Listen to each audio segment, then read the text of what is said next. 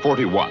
In Nazi Germany, Adolf Hitler decrees that a Russian city be rubbed from the earth. The city is Leningrad. It is on the Gulf of Finland, built by Peter the Great in 1703 out of marshland and forest, the northernmost metropolis in the world. Here, Lenin leads the Bolshevik Revolution, which in 1917 engulfs the empire Peter the Great once ruled. To Hitler, the city, one of the most beautiful in the world, is the breeding place of the Bolshevism he has sworn to destroy.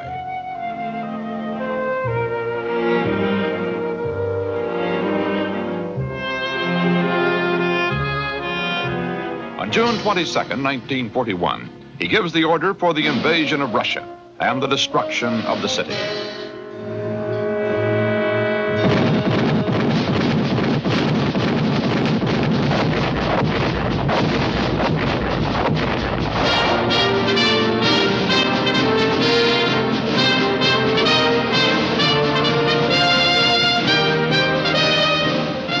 Two German armies and a Panzer group pour out of East Prussia toward Leningrad and the Finnish Gulf. Stalin seems stunned. He has his non-aggression pact with Hitler and has ignored French and British warnings that a double cross is in the making. He goes into complete seclusion for 4 days, waits 12 full days before he speaks to the nation from Moscow. Then he calls on the Russian millions to rise, to scorch the earth, to fight to the last drop of blood. 450 miles to the northwest, Leningraders, now hurriedly preparing for attack, have been lulled by propaganda even beyond the very last moment. Nazi troop movements in East Germany have no bearing on Soviet-German friendship, they had been told. They do not even learn of the war until 9 hours after it starts. And under the steel and stone and concrete of their surface preparations is a terrible weakness. This city of 3 million has only enough food to last little more than a month. 250,000 Red Army troops are available to defend the city. And there is no shortage of volunteers for the Home Guard, the Opuchenia. They have rifles, little training. When the supply of rifles runs out, they are given hand grenades and Molotov cocktails to stop the seemingly invincible Nazis.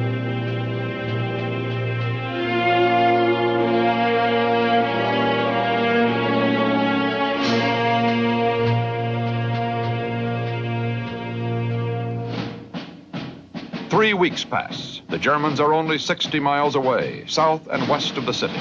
Hitler, however, now orders his troops to starve the city out, rather than fight for it stone by stone.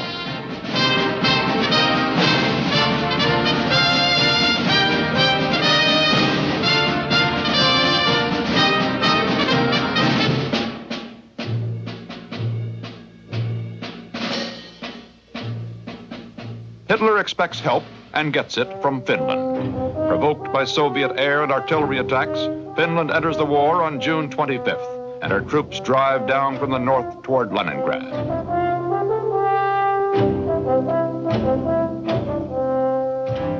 Half a million Leningrad girls, women in summer dresses and summer shoes, school children, artists, teachers, pour out of the city to build 3 lines of fortifications facing the Germans. They build 16,000 miles of open trenches, 5,000 pillboxes, set up 400 miles of barbed wire. Many are killed by enemy machine guns as they work, but the fortifications cannot protect the city from the north.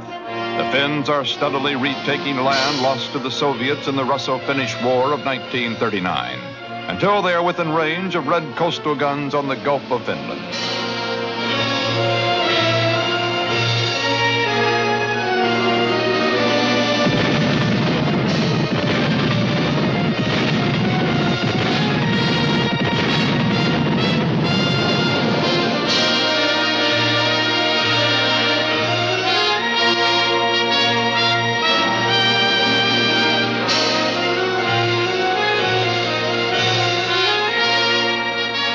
The Russians fight fiercely, and the Finns now snag the German plans.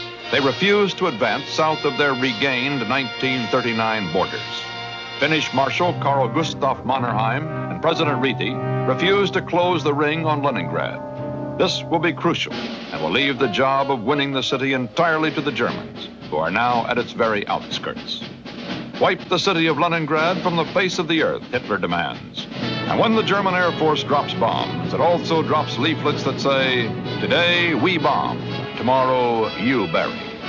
On September 1st, 1941, the siege of Leningrad begins. One of the first places to be bombed and burned will be the warehouses containing the city's precious food reserves.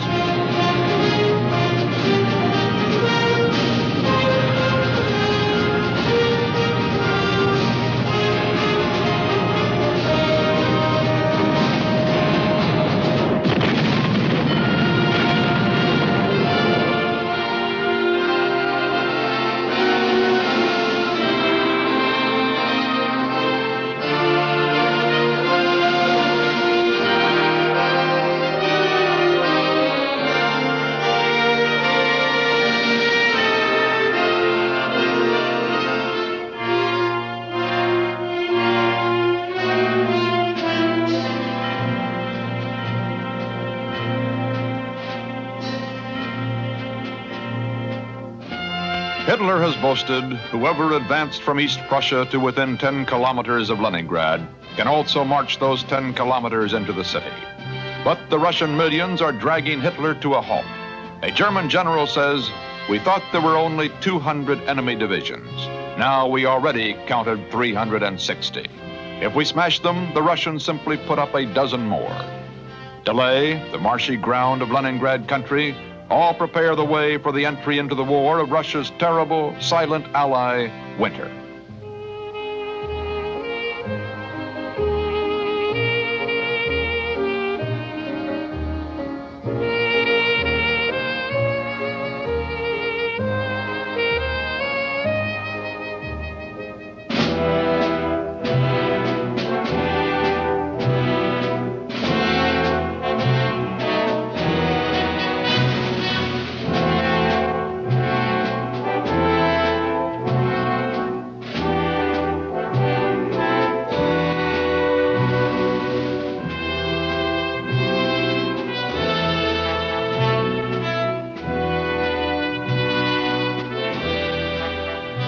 Around Leningrad, the Germans now have a siege line west from the Finnish Gulf, east to the bottom tip of Lake Ladoga.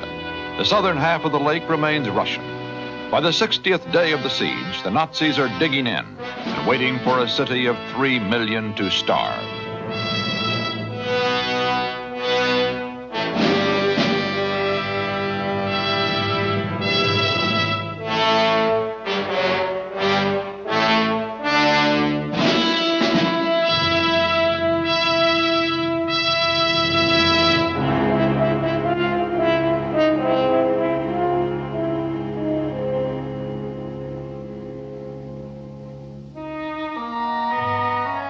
"I love thy ruthless winter," the Leningrad poet Alexander Pushkin had written long ago. In 1941, Leningrad has one of its most ruthless winters in history. It is 50 below zero when people are bombarded from their homes. A student writes about the bitter cold, "One gets up with it, walks with it, goes to bed with it. It penetrates all the shirts, sweaters, and jackets, no matter how many." Food stocks are sinking.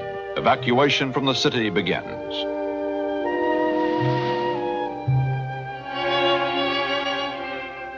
Half a million leave, but at least that many pour in from German-occupied areas.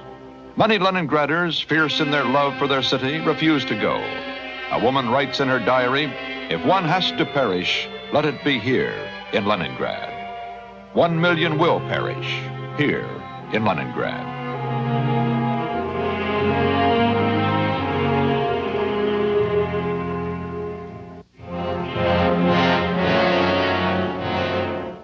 The city in November is an island in a sea of Germans.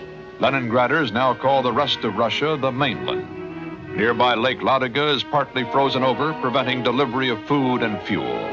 The last rail line has long been cut. German warplanes shoot down small attempts at an airlift. A 20th century metropolis begins its long, slow dance of death. Its arteries drained, its multitude of little machines stopped.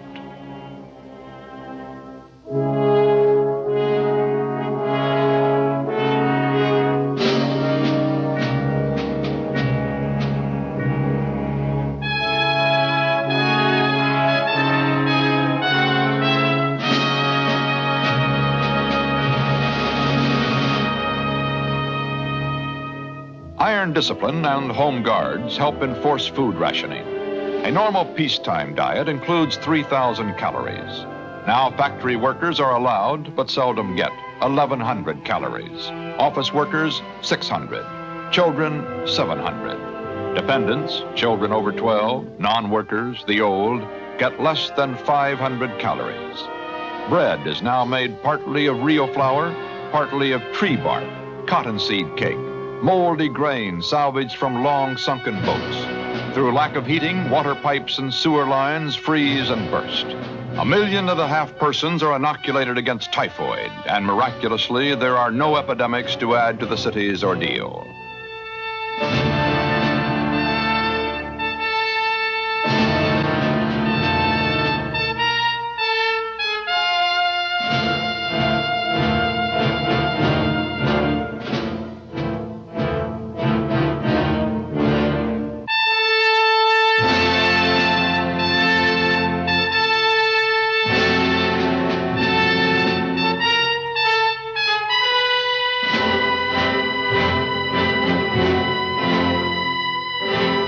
While the city people are struggling for their lives, their enemy is shelling them endlessly from the suburbs.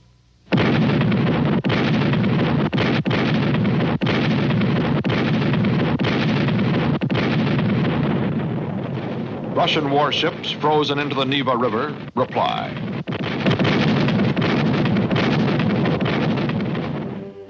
The Kirov locomotive works are a center of resistance. 2 miles from the front, the plant continues to produce arms. People work here until one day they say, I won't be in tomorrow, I am going to die. And they would die. Others die at their machines as if going to sleep. The incessant artillery attacks kill others. 52,000 die in Leningrad in December, mostly of malnutrition and exhaustion. When people drop to the snow-covered street, one survivor recalls, people pass by, remove their caps, or mutter a word or two in sympathy, or sometimes do not even stop, since there is no help they can offer. They barely have strength to get home themselves.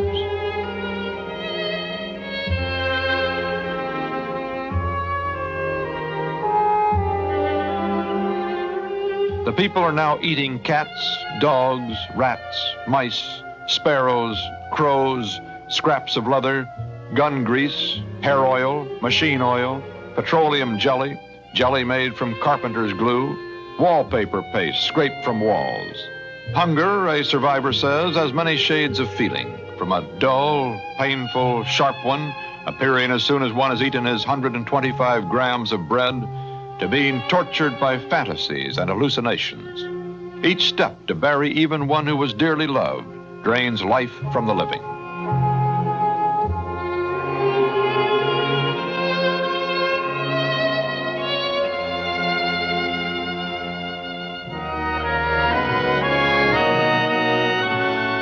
Through the terrible November and December, the city has one hope of beating starvation.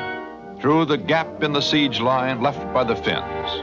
A road is pushed 18 miles across the ice of Lake Ladoga to the Russian mainland. At first, the ice is too thin. 40 trucks plunge through. Only 800 tons of flour get to Leningrad the first week.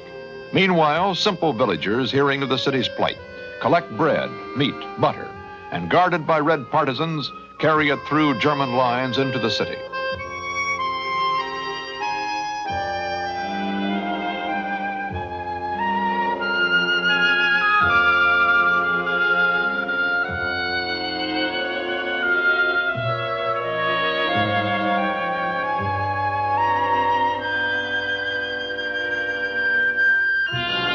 By January, the ice road lifeline is functioning. Leningrad starts getting 2,000 tons of food daily, plus ammunition and gasoline for its troops. Trucks crash through the ice, drivers freeze in howling blizzards, but 400 trucks a day eventually run the gauntlet of German fire to the stricken city.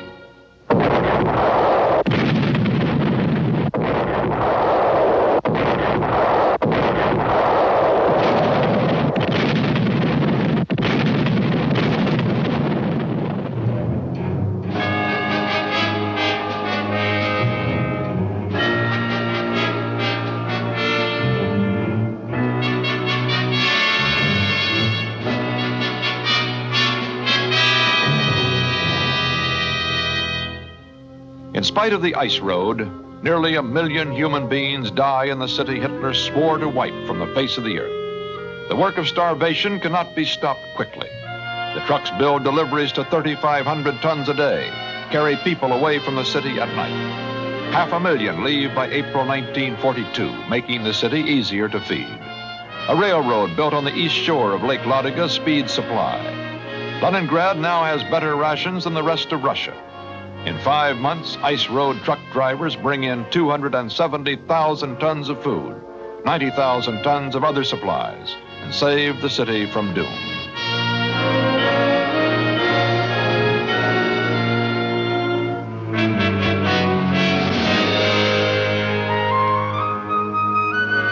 Spring 1942. The ice remains strong under the melting surface into April. Soon a pipeline and an electric cable are laid under Lake Ladoga and under the noses of the Germans. Fishing boats carried from the Gulf of Finland, new boats built in the city, will soon replace the truck drivers of the Ladoga lifeline. But they will return later for another winter.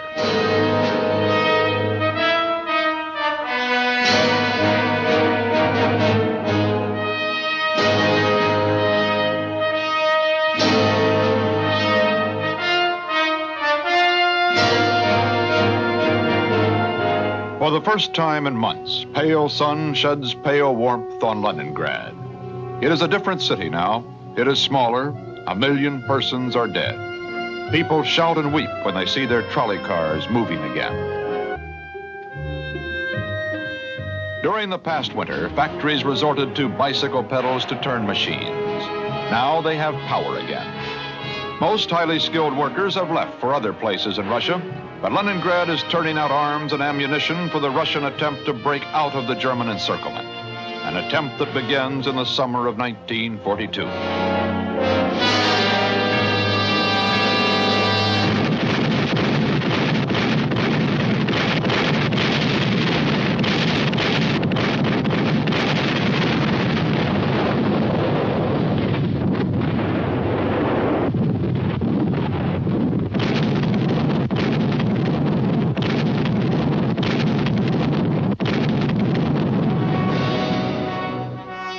The 1942 offensive produces no lifting of the siege, but it throws the Germans off balance, disrupts their plan to try to take the city by storm.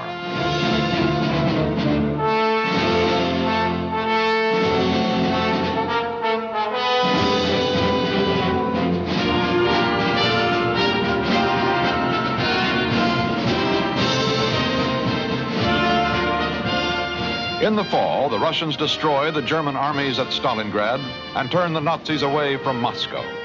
By January 1943, Red forces from the southeast and from Leningrad will punch a narrow corridor along the south shore of Lake Ladoga, link Leningrad directly with the mainland. Nevertheless, the Germans remained stubbornly anchored at Leningrad, although they are falling back elsewhere all along the Russian front. Leningrad is the hinge on which the great Nazi invasion is steadily swinging back toward Germany.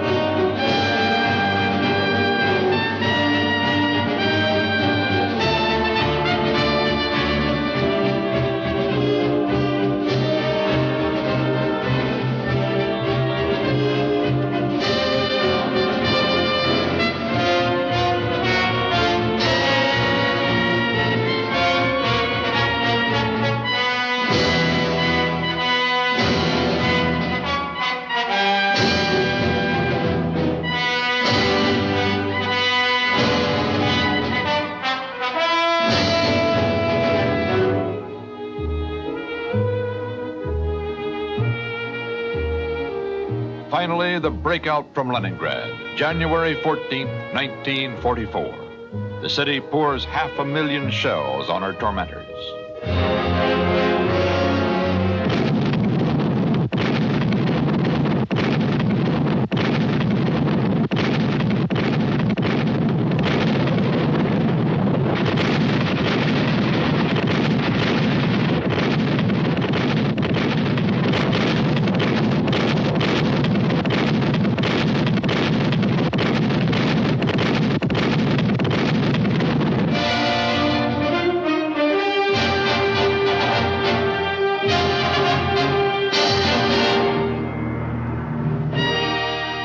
On January 27th, 1944, Leningrad is free. The city is reduced from its original 3 million to less than 700,000 by death and evacuation.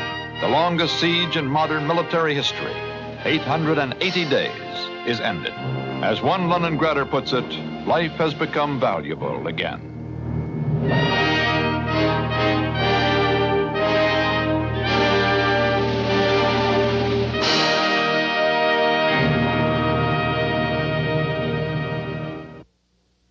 Our next chapter in this study of World War II will take us out to sea on one of the cruelest seas in the world, the North Atlantic. This is the story of convoys that brought supplies to the Russians, convoys on a suicide run to Murmansk. September 1941, Germany's armies are at Moscow's gates. Only 2 Allied supply routes are open to Russia. 1 inadequate through Iran. 2 mortally dangerous by northern convoy to the Soviet port of Murmansk. To Moscow comes a British-American mission to work out a military aid program for Russia. From America, still at peace, Averell Harriman. From Britain at war, Lord Beaverbrook. Negotiations at first are difficult. The insistent Russians rude to the point of insult in demanding an immediate second front. Finally, a vast aid program is agreed upon, described by Lord Beaverbrook. The long list of Russian requirements was indeed a document that we examined with some degree of anxiety. But we made up our minds that we must make exertions, and we knew that we had the spirit of the country behind us. So swiftly we pledged ourselves to provide for Stalin and for the Russians all the tanks and all the aircraft that they asked for. It's true they would be glad to get more. Nonetheless, we gave them as many as they considered necessary in order to defend themselves during the winter months and open up next year with a strong campaign against the enemy. British and American ports back up with supplies. Tanks, planes, cars, trucks, aluminum, steel, oil, chemicals, rubber, leather, shoes, clothing, wheat, medicines. And in the same ports, that deceptively calm meeting of men of the sea, the men who must deliver these supplies, the men of the convoy. If you have small engine room defects, don't try and carry the burden all to yourself. Signal and tell me. And I will see if it is possible to reduce the speed of the convoy so that you can effect the necessary repairs without having to drop a stern and become a straggler. Well, that's all I've got to say, gentlemen. I'm very proud to be your Commodore, and I hope that we shall have a fine and successful trip. Well, now, gentlemen, the senior officer of the escort will say a few words to you. Good afternoon, gentlemen. This is how you can help your escort. Don't straggle or romp ahead, because I cannot afford to detach an escort for a few ships and thus weaken the protection for the whole convoy. If you spot a U-boat, give him all you've got. Your splashes and your traces at night will act as a good pointer, and you never know, you might hit it. Finally, if a serious attack develops, do not let us forget this. U-boat commanders don't sail into attack with a happy heart. For them, it is a moment of extreme tension. And if at the critical moment we can take every offensive action, we shall weaken their resolution, and they will sheer off and not press home their attack.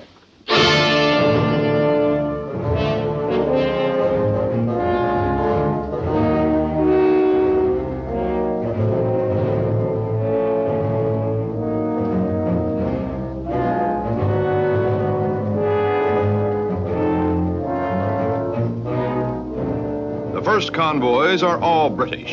After December 1941, British and American. Their naval designations, to Russia, PQ, returning QP. The merchant ships are slow, inadequately armed. But the early convoys, PQ 1 through 8, get through practically unscathed. protected in part by the Arctic winter, during which there are only a few hours of daylight. Out of 110 ships, only one is sunk. With spring 1942, PQ8 through 16, the lengthening days, 1/4 of the ships don't make it.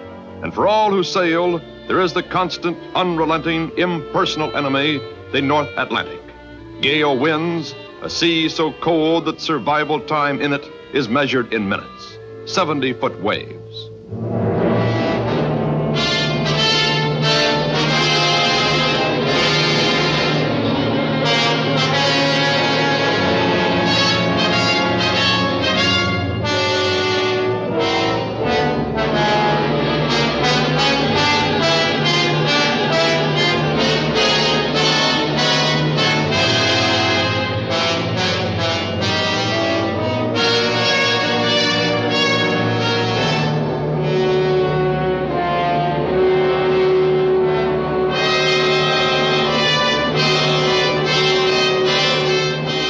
The lingering cold prolongs another hazard, the massive Arctic ice pack, pressing down from the north, forcing the convoys to sail close to German-held Norway. Rendezvous for the U-boats, base for the planes. And now in June 1942, the greatest convoy in the history of the run is forming up at Iceland, ready to sail. It has no name, it is just PQ-17. Its destination, the Russian ports of Murmansk and Archangel.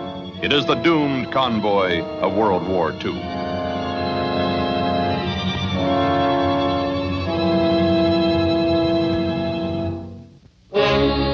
Sailing out of Iceland, PQ-17 is divided into 3 forces. 33 merchant ships, 21 escorts, the convoy proper. A cruiser force and the British home fleet. Poised in nearby Norway are the Germans. Planes, submarines, and the battleship Tirpitz, one of the largest in the world. Convoy PQ-17, American, British, Dutch, a few Russian, is carrying $700 million worth of tanks, planes, ammunition, and oil. 40 miles to the north is the cruiser force, USS Tuscaloosa and Wichita, HMS London and Norfolk, plus 3 destroyers. 200 miles astern of the convoy is the British home fleet, bolstered by the American battleship Washington and including a British carrier, the Victorious. This force is to deal with the mighty Tirpitz. Now the Tirpitz slips her moorings at Trondheim, Norway, and with the heavy cruiser Admiral Hipper races north at 30 knots. Also in North Norway at Narvik are the pocket battleships Admiral Scheer and Lutzow, but it is the Tirpitz that the British most fear. And now the Tirpitz is at sea on a collision course for PQ-17.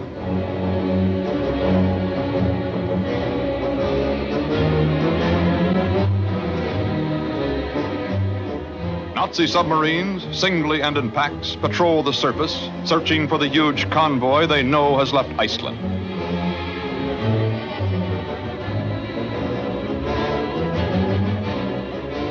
German patrol planes from Norway join the search.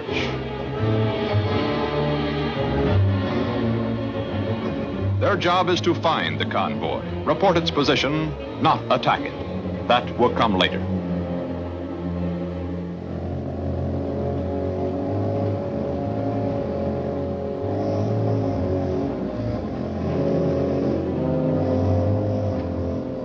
It is July 1st, 1942. At sea, north of the Arctic Circle, a dense fog, a blessed fog, has settled over PQ-17. The icy polar winds sweeping over the warm Gulf Stream have cloaked her with a protection that no escort could provide. How long will it last?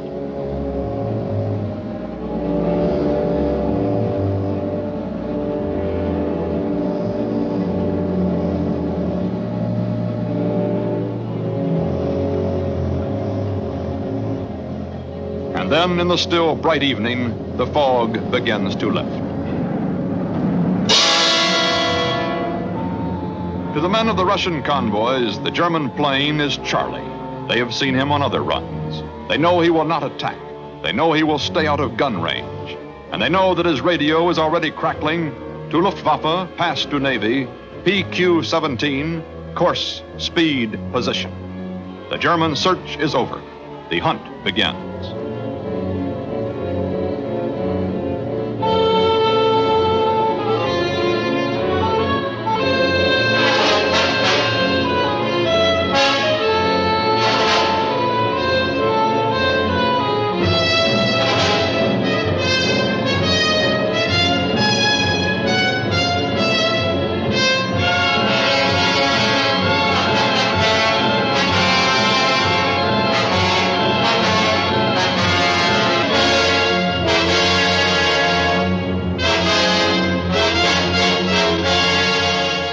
And somewhere at sea, steaming north at 30 knots, is the pride of the German Navy, the battleship Tirpitz.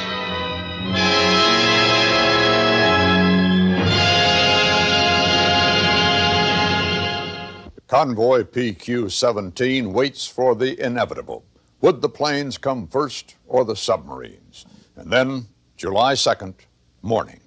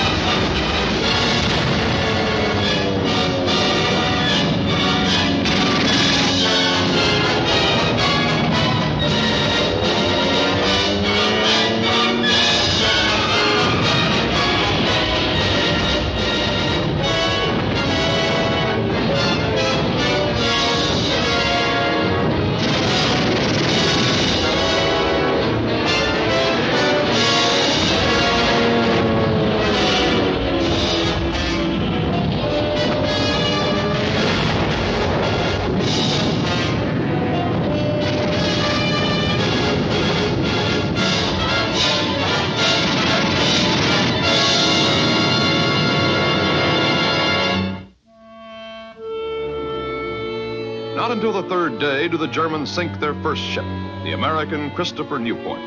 The convoy has resisted brilliantly. Our tails were well up, says a senior naval officer.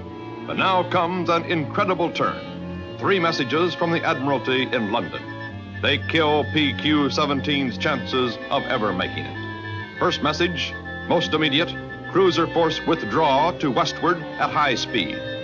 Second message, immediate. Owing to threat of surface ships, convoy is to disperse. Third message, most immediate, convoy is to scatter. The convoy is to be abandoned. Admiralty fears that the Tirpitz will evade the distant home fleet, overwhelm the cruisers, destroy the convoy. The decision is, save the men of war, let every scattered merchantman shift for himself. The convoy watches, stunned, as its escorts tail off at full speed to help protect the cruiser force 40 miles away. Escorts to merchant ships, sorry to leave you like this. Good luck, looks like a bloody business. For the American ships, the day is doubly memorable. It is Independence Day, July 4th, 1942.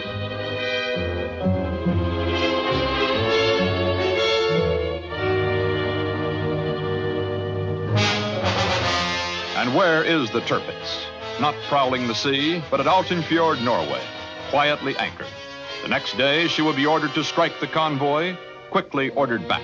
The Germans will decide they can handle this abandoned array of single ships without risking their prized battleship against the powerful home fleet. The planes and submarines are moving in for the kill.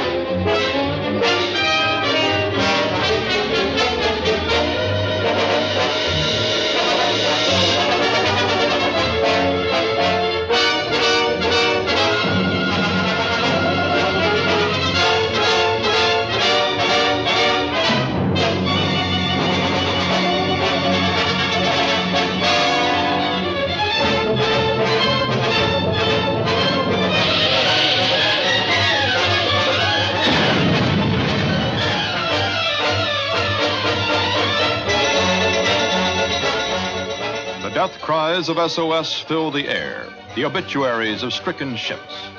Fairfield City, Bolton Castle, Carlton, Empire Byron, River Afton.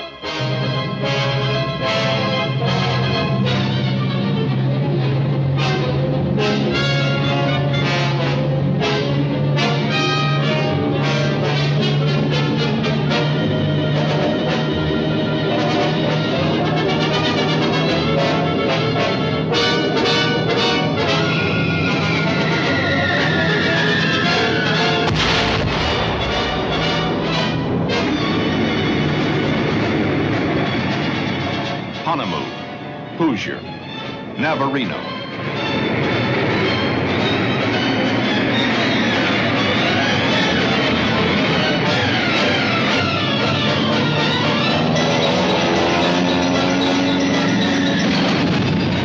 Earlston, Pancraft, Pan Atlantic, Alcoa Ranger.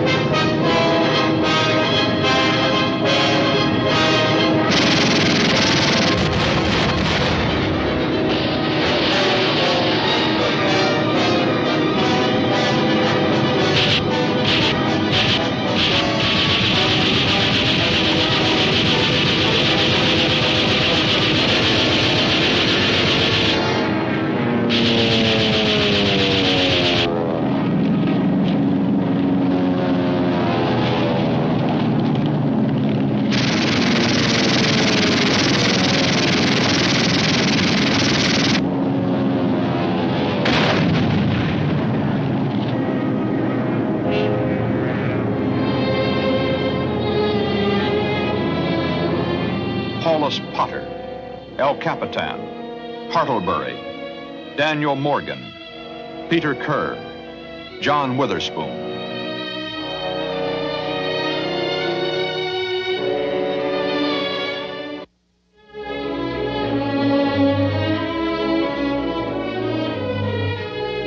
Into Russia limp the straggling survivors of PQ-17. 33 ships sailed, 11 make it. Of the decision to abandon the convoy, Winston Churchill will later say, all risks should have been taken in defense of the merchant ships. German bombers have put Murmansk temporarily out of commission. The ships unload at Archangel. The difference in ports is slight. Both desolate, food short, full of suspicion and distrust for strangers, even allies. They offer little for the men who have suffered this terrible ordeal at sea.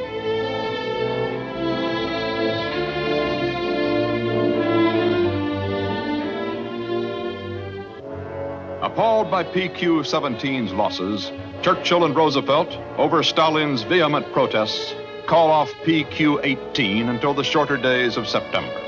Then the convoys to Russia are resumed. PQ-18 loses 13 out of 33, but no convoy ever again is to experience the agony of PQ-17.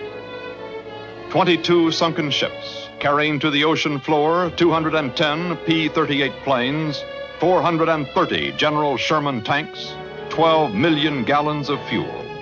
$500 million in ships and equipment lost. 500 seamen dead. Many survivors crippled and maimed. The Germans called it the massacred convoy. PQ-17 had found a name.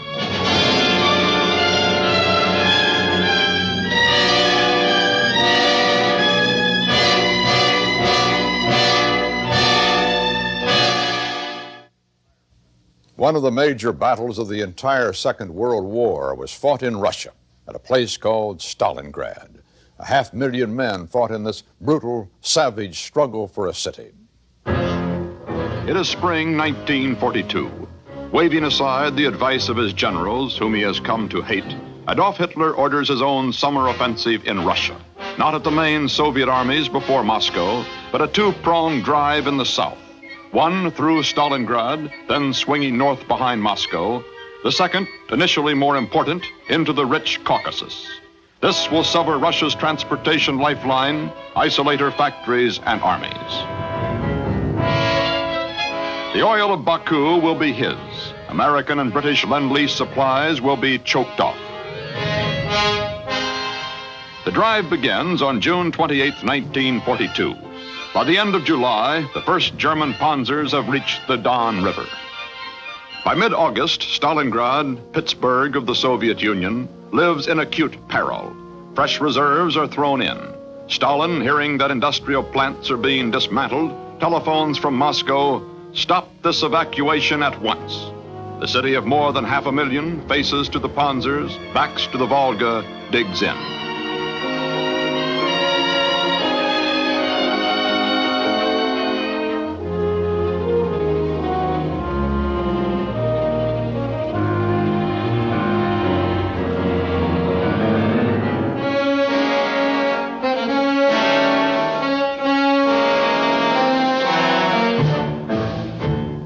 Germans moved toward Stalingrad, across the Great Plain between the Don and Volga rivers. Two armies, Hermann Holt's crack 4th Panzer and Friedrich Paulus's elite 6th, battle-hardened in Holland, Belgium, and France. Facing the Germans is the 62nd Siberian Army of General Vasily Chuikov, under the overall command of Marshal Timoshenko.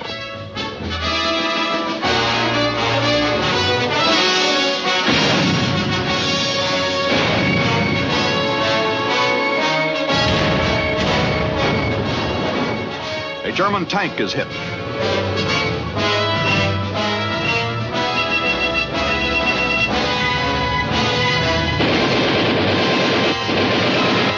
Russian tanks are no match for the panzers. Veteran German gunners score heavily. Soviet armored losses soar.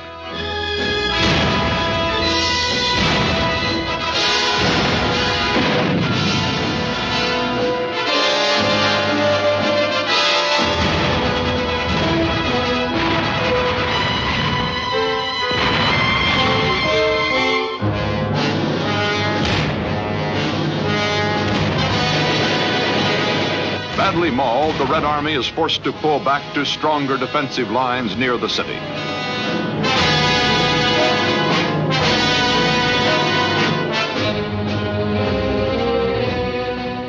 The Wehrmacht sweeps forward past dispirited masses of Russian prisoners.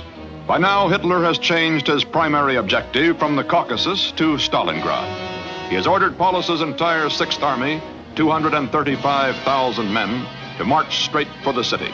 The German salient, jutting out fist-like, flanks exposed, surges into the Russian heartland.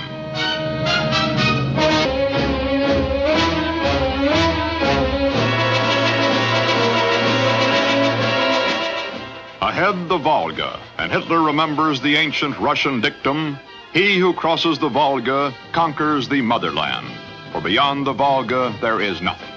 August 23rd, 1942. Message to Hitler's headquarters. Battle Group 79th Panzer Grenadier Regiment, first German troops to reach the Volga, 1835 hours. The same day, Hermann Goering's Luftwaffe, mediums and Stukas, delivers the first devastating mass bombing raid on Stalingrad itself.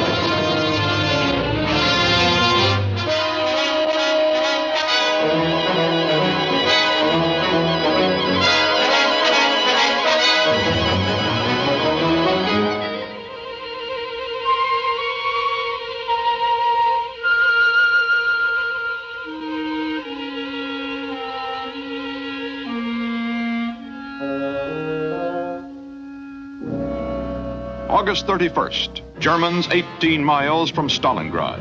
September 3rd, 10 miles. The final 10 miles take the Germans exactly 11 battering days.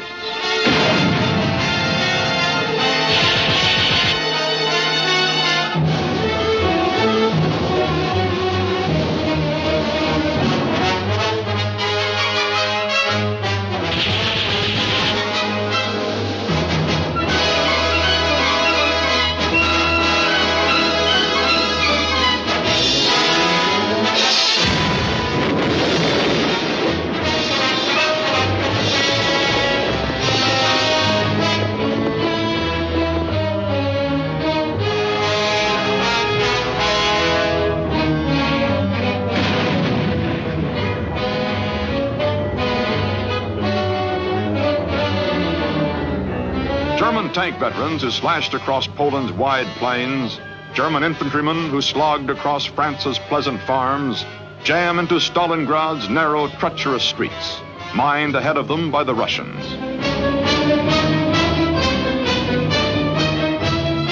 The Russians deploy and the battle rages, the Red Army in the buildings, the German Army in the streets.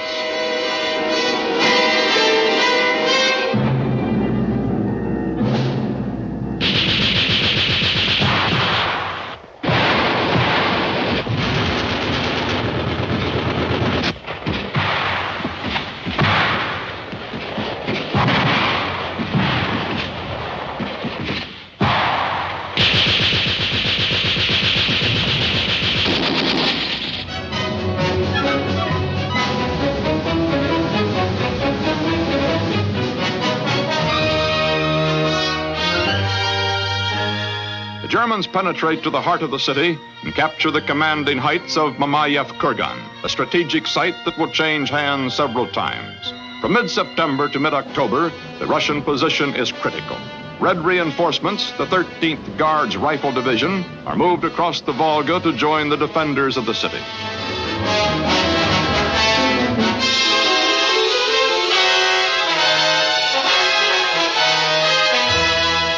General Zhukov has replaced Timoshenko as overall theater commander.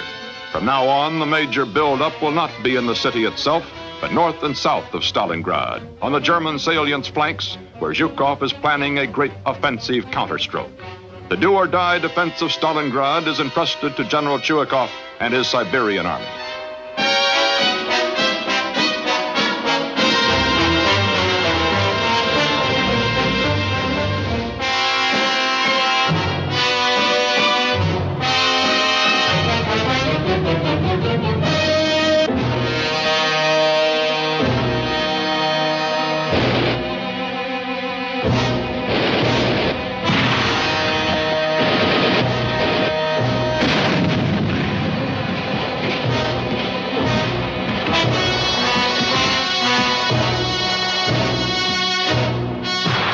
Some of the most appalling hand-to-hand fighting in history takes place in Stalingrad's rubble.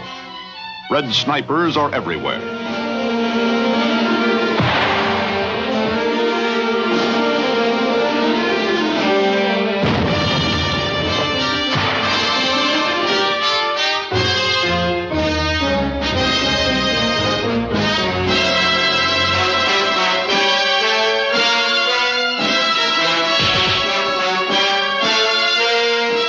During 66 days of siege warfare, the Russians cling to some vital strongholds, such as the Red October factory blocking the main shortcut road to the Volga. The tractor plant, despite the raging battle, produces 150 armored cars and 200 tanks in September.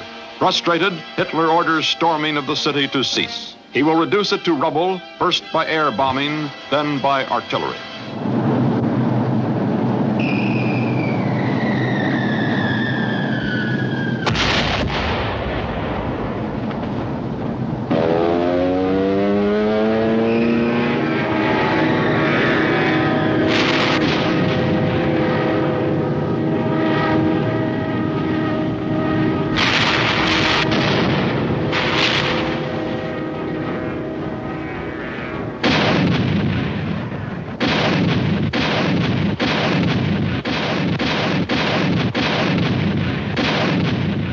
At the battle's height, it is estimated that 10,000 tons of metal, on the average, is dropped on every mile of the Stalingrad front.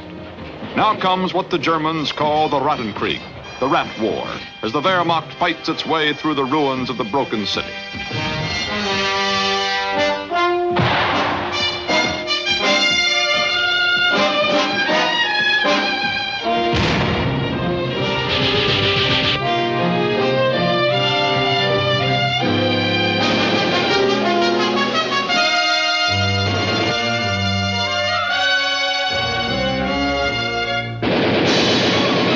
And in Berlin, Hitler proclaims, "I wanted to take the place, and do you know, we've pulled it off. We've got it, really, except for a few enemy positions still holding out." He is almost right. Much of the city, even part of the Red October factory, is his. It is November 9th. it is 10 days from disaster. The Russians are pinched into a narrow strip at Stalingrad, but the Germans are in a trap. North and south of their salient, they have entrusted their flanks to weak Romanian, Hungarian, and Italian troops. Here the Russians plan to strike in force, a 62-mile pincer movement to envelop and isolate the 4th Panzer and 6th Armies. The dread Russian winter has come. The attack is perfectly timed, after the first strong frosts which harden the ground, before the heavy snows which clog maneuver. November 19th, 1942.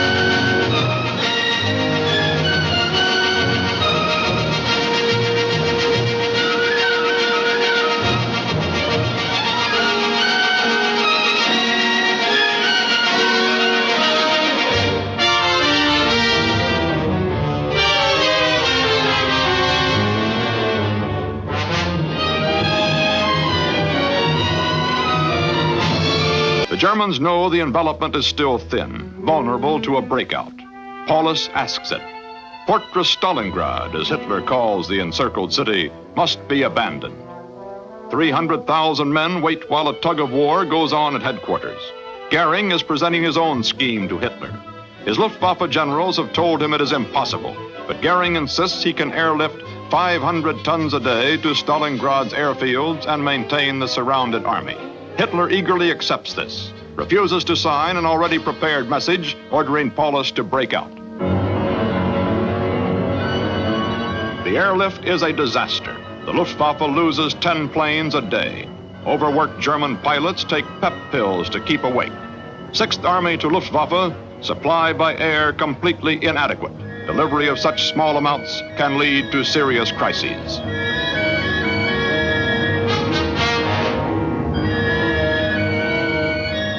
Not until December 12th is seemingly realistic relief attempted. Hitler orders Field Marshal Erich von Manstein's Army Group Don, 110 miles southwest of Stalingrad, to break the ring and relieve the fortress. Code name for the operation, Winter Gale. Manstein fights to within 30 miles of Stalingrad, but Paulus does not break out to meet him. Hitler has forbidden it. And even after link-up, there is to be no evacuation. Stalingrad must be held. Manstein is to pump men and munitions into the city. This military lunacy destroys Paulus's last chance. The Russians counterattack.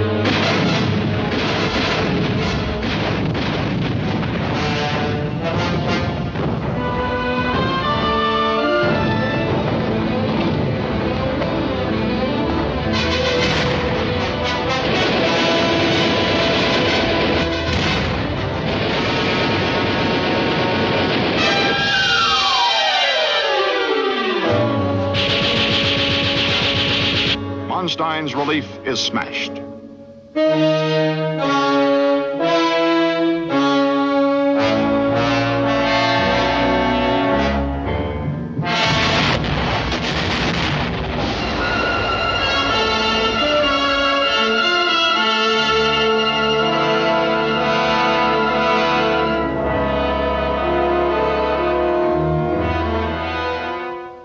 A ring of death now encircles Stalingrad. Within the city itself, the Germans still have to fight pockets of the original Russian defenders. January 8, 1943, the Russians send emissaries to the Germans, calling on them to surrender. guaranteeing safety to all who cease hostilities and upon the termination of the war, their return to Germany. Paulus refuses to see them. Hitler orders that any more emissaries shall be fired on. Stalin vows total annihilation.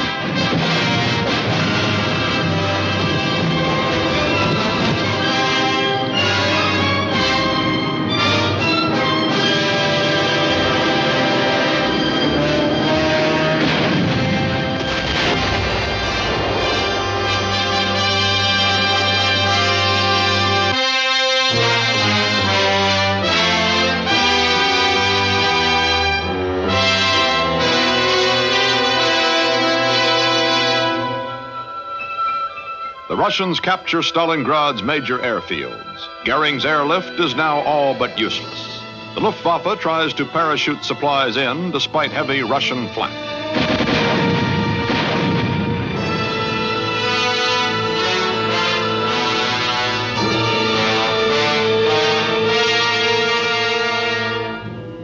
Message to Hitler's headquarters. The army starves and freezes and has nothing to shoot and can no longer move its tanks. Even in good weather, what is promised is not delivered. The temperature falls to 28 below zero. Medical supplies run out. The seriously wounded are left outside to freeze painlessly to death. The army's horses become standard fare in the food kitchens. The Germans retreat, the feared and fatal way, eastward into the center of the Stalingrad cauldron. And as they do, the Russian radio broadcasts this message to them in German. Every 7 seconds, a German soldier dies in Russia. Stalingrad, mass grave. Jede 7. Sekunde stirbt ein deutscher Soldat in Russland. Stalingrad, Massengrab.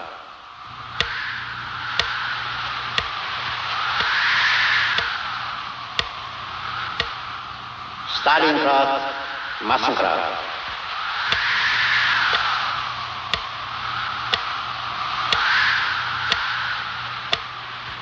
Stalingrad, Massengrab.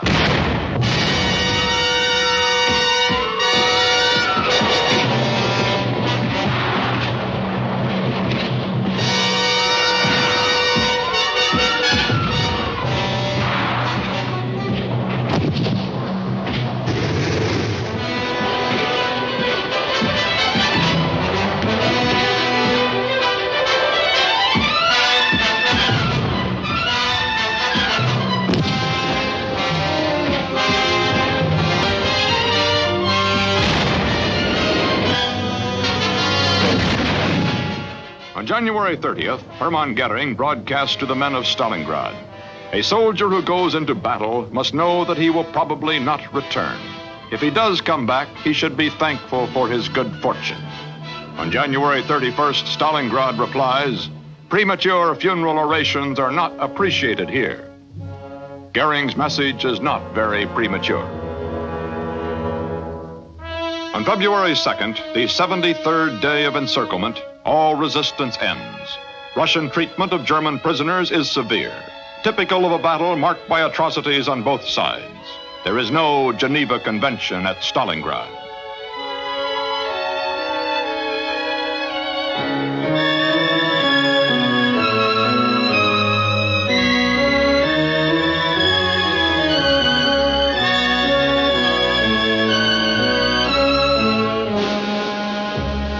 On the Eastern Front, this is the turning point.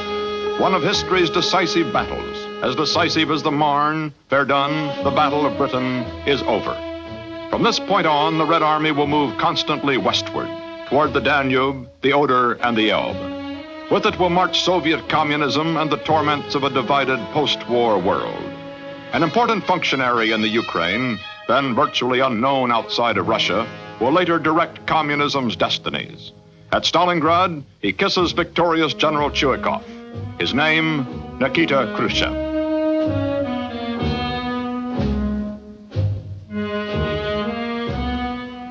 "24 German generals surrender. Hours before, Hitler has hastily promoted one of them, Friedrich Paulus, to field marshal for one reason. No German field typhus-ridden Russian prison camps. Since the war, fewer than 5,000 have been returned to Germany.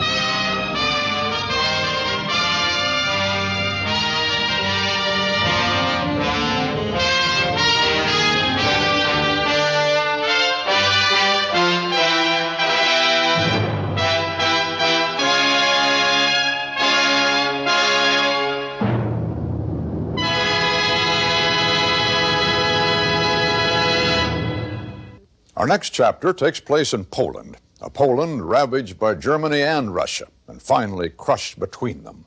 This is a story of great heroism and controversy.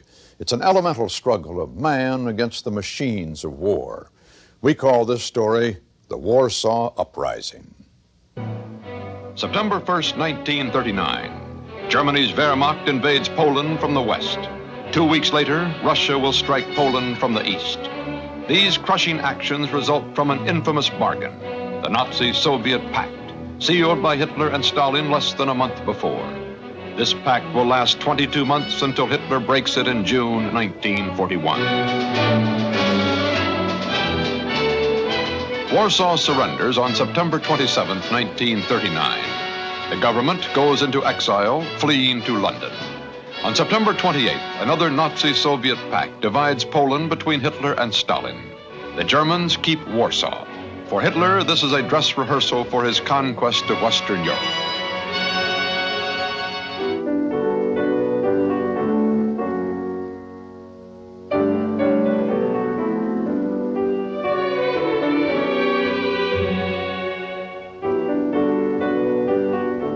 Almost immediately, the Nazis cracked down on the country's 3.5 million Jews. The Nazis revived the old idea of medieval ghettos, from which almost all of Poland's Jews are then gradually taken away, murdered, poisoned, gassed by the carload. Those who still remain in the Warsaw Ghetto in the spring of 1943, about 75,000, determined to resist. The Nazis, in turn, decide to burn the ghetto to the ground.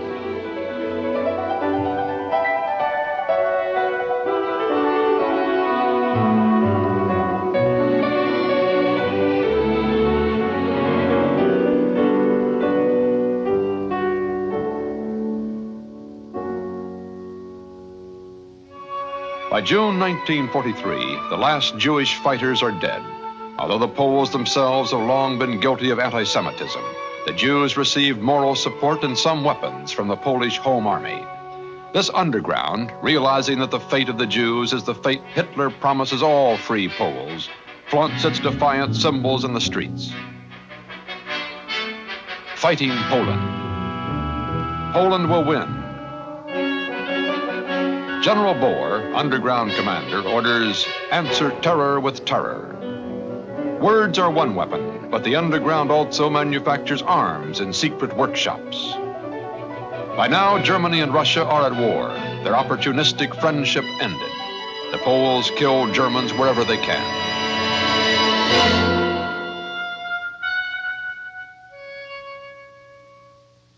The German retaliation is savage.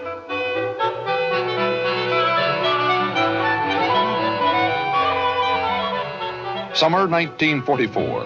The Poles are suffering in Warsaw, and Stalin no longer recognizes their government in exile. He has recruited his own resistance movement, later formed into a shadow government, the pro-communist Lublin Committee. As the Red Army rolls toward Warsaw, its orders are, break up the Polish underground.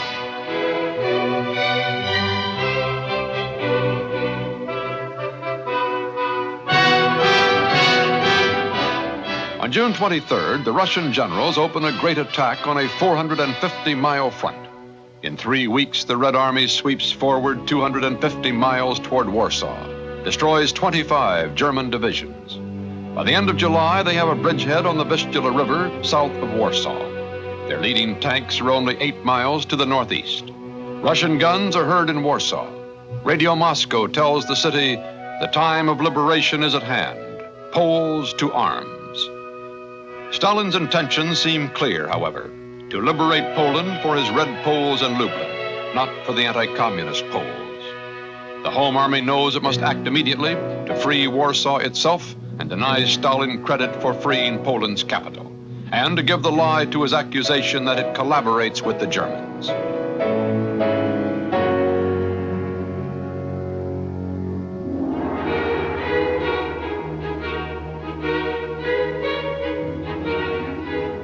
The Home Army does not know that the leading Red tanks have run out of gas, that the Red offensive is actually coming to a halt.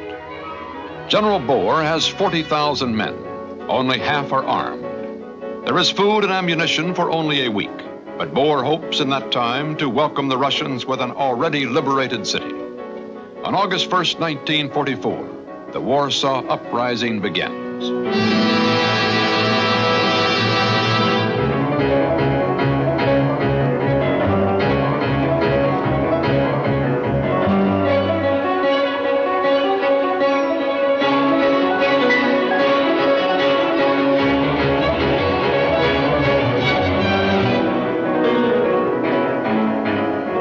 In the first hours of the uprising, the Poles lose 2,000 dead. The fateful week passes and the Russians do not come, whether stalled by the Germans or by shortage of supplies or by order of Stalin is never certain. The underground holds 2/3 of the city, but is running out of everything and calls to the world for help. This is Warsaw calling. Warsaw calling. Warsaw calling all the free nations. A few supplies come from British planes based in Italy, 700 miles away. The Soviets hold air bases 100 miles from Warsaw, but when Churchill asks Stalin to help, Stalin quickly refuses, calls the uprising greatly exaggerated. And in Warsaw, men, women, and children are condemned to fight with homemade weapons, and the Russian guns nearby are silent. The plight of the underground in 1944 is now comparable to that of the Jews in the ghetto of 1943.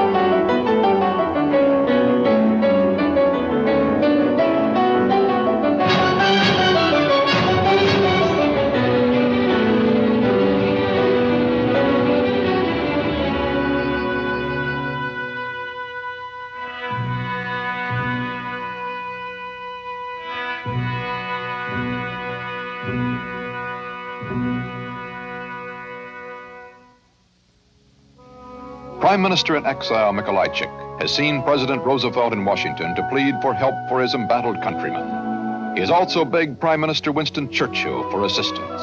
Both implore Stalin to let American planes land at Russian bases after airdropping supplies to Warsaw. Stalin refuses, calls the uprising a criminal adventure, tells Mikolajczyk to see his Lublin Poles. Their price, a pro-communist Poland a price the free Poles will not pay.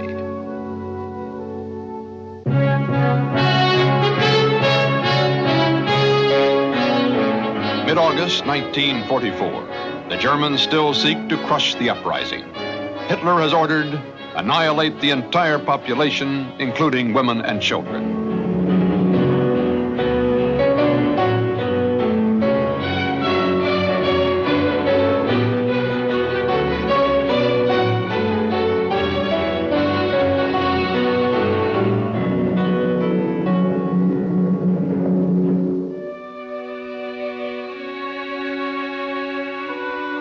Seven 7,000 members of the underground are women.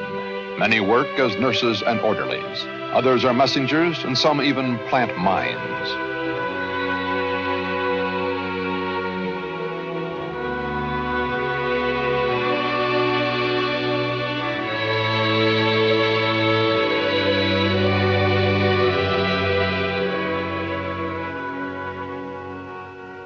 As water grows scarce, older citizens help locate old abandoned wells. Food, sometimes obtained in daring raids on German supply dumps, is shared. Few have any doubt the battle is being lost. What keeps hope alive is the expectation that sooner or later a new Russian offensive must start and relieve the pressure on Warsaw.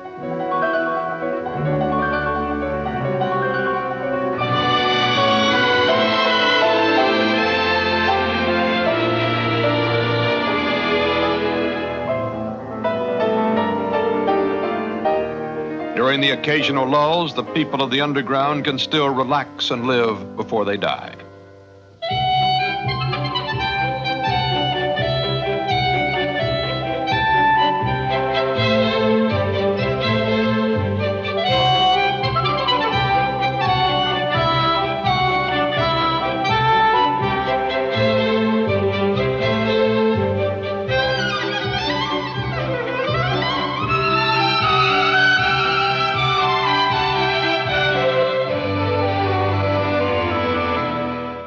Early in September, General Boer accepts a truce to allow 40,000 civilians to leave the city.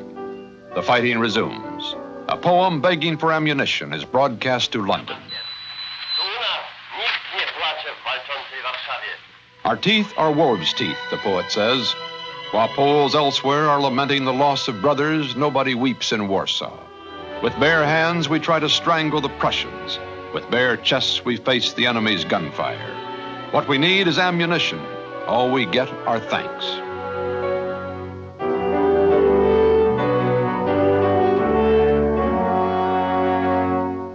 Desperate for food and ammunition, the Polish fighters are losing hope. General Boer tentatively bargains for surrender terms from the Germans.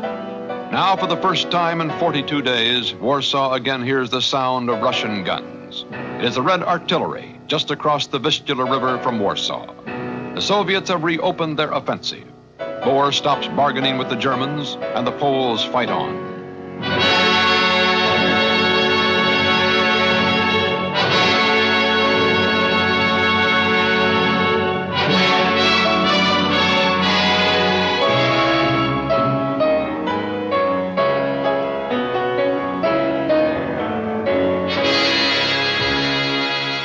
To relieve the terrible pressure, the Poles asked the Russian commander, Polish-born Marshal Rokossovsky, to time his air attacks with their defense in the streets, in the buildings, and even in the sewers.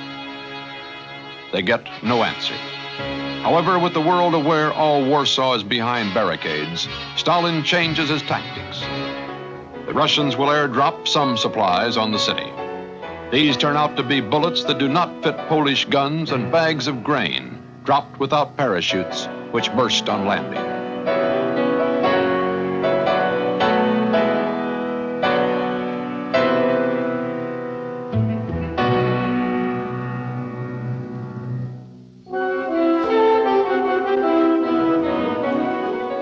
On September 12th, relief for Warsaw seems to be in sight. Russian planes are hitting the Germans. On the 14th, Praga, just across the Vistula River from Warsaw, is taken. It is taken by the Soviet-controlled Polish First Army, an assortment of Polish soldiers captured by the Russians early in the war, retrained and indoctrinated, and peasants inducted as the Russians advanced.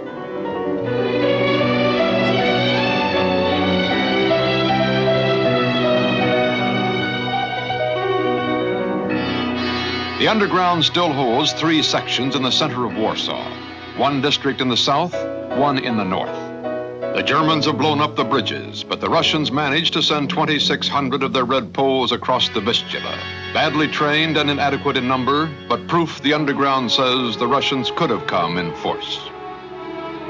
There are now American B-17s overhead. Stalin has finally given Roosevelt and Churchill what they pleaded for, landing and refueling rights after a mission of mercy. He has waited so long, however, and the drop zones still held by the underground are now so small, there is doubt they can be hit. The Poles get only 1/4 of the American supplies. The Germans get the rest. General Bohr concludes bitterly that Stalin's help is just a concession to political opinion in the West. And the city now suspects Stalin has halted his army's offensive at Praga to await the underground's complete destruction by Hitler.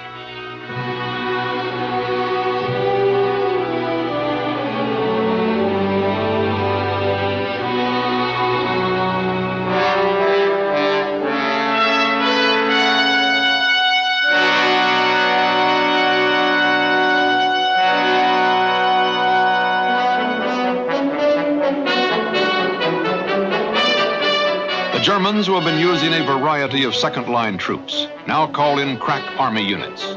Remote-control Goliath tanks are coordinated with Stuka dive bombers, and the Nazis bring up heavy mortars, giant cannon.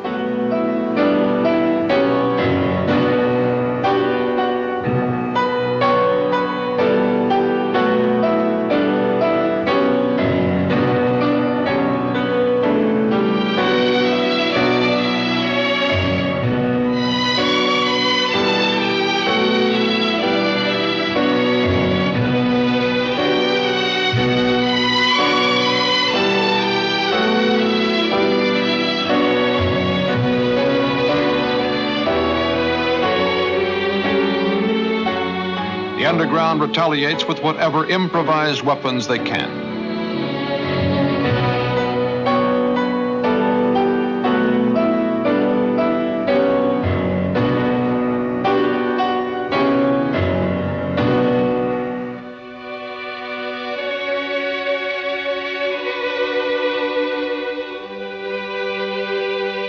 The food situation is desperate. Dogs, cats, pigeons are eaten. Water is more scarce than ever.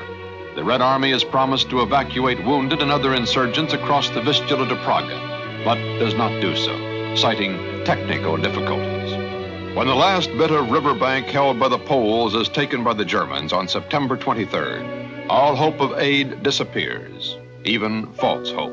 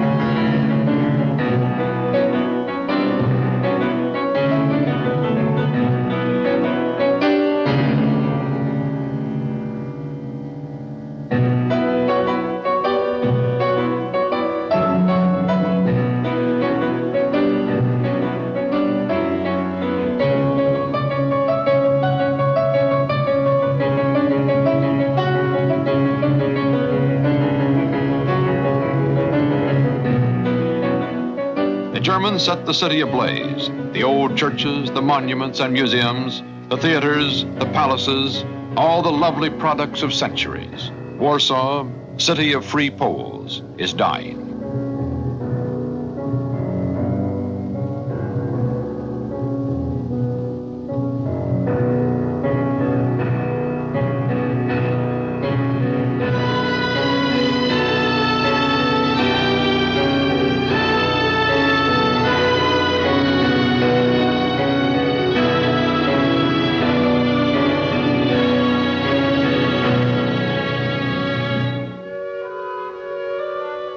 On September 29th, General Boer reopened surrender talks.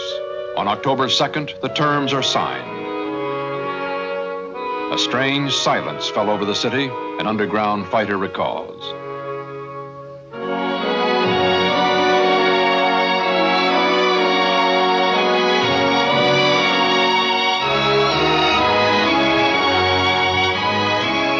The Home Army will be treated as prisoners of war, but in contravention of the surrender agreement, 500,000 civilians are taken to a nearby concentration camp.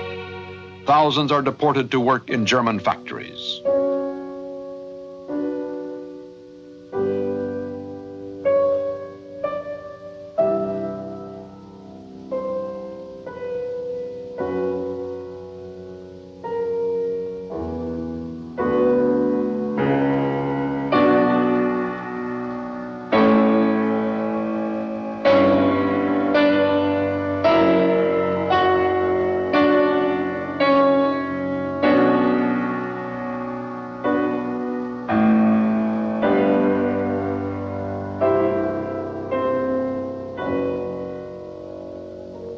Warsaw is a smoldering shell.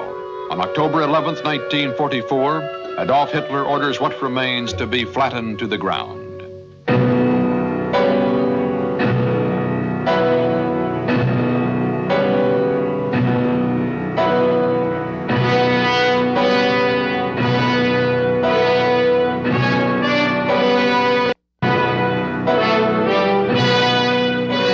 Before the uprising, 1 million people lived here. More than 150,000 have been killed or gravely wounded in the 2 months of heroic struggle.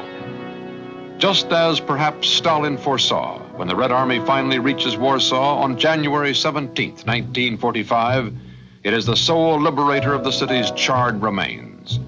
Poland's future is to become Moscow's satellite.